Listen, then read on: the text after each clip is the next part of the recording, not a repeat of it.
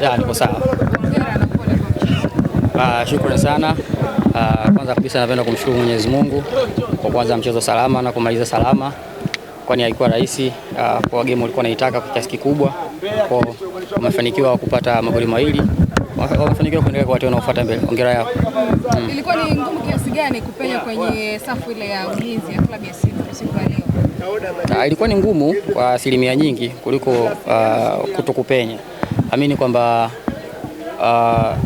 mpango tulioingia nao sisi ni kuwaheshimu cha kwanza, kwa maana kwamba tusingewaheshimu huenda matokeo yangekuwa tofauti, lakini tumewaheshimu, ndio maana tukawa tunapata wakati mgumu kutoka chini kwenda mbele kwa haraka, kwa sababu tulikuwa tunaanzia katikati kukaba, kwa hiyo tunategemea transition tushambulie kwa haraka, kwa hiyo ndio maana ugumu ulikuwa umepatikana.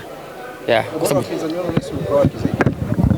kwenye kucheza possession game walikuwa na possess sana mpira na tulikuwa tumewauzia mpira, kwa maana naamini kama tungefunguka ingekuwa tofauti, lakini ubora wao ulikuwa kwenye kucheza na kutumia nafasi.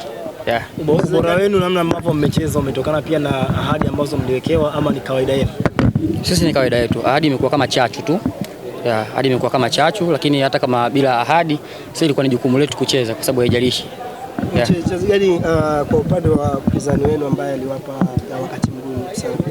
Kwa kipindi cha kwanza of course wachezaji wote, lakini kwa kipindi cha kwanza sana kulikuwa kuna huyu anacheza right wing jezi namba 7 Libasege na yule jezi namba 10 na Luemba kama sikosei.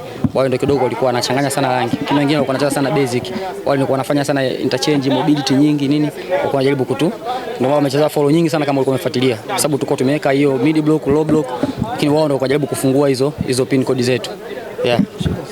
Shukrani sana.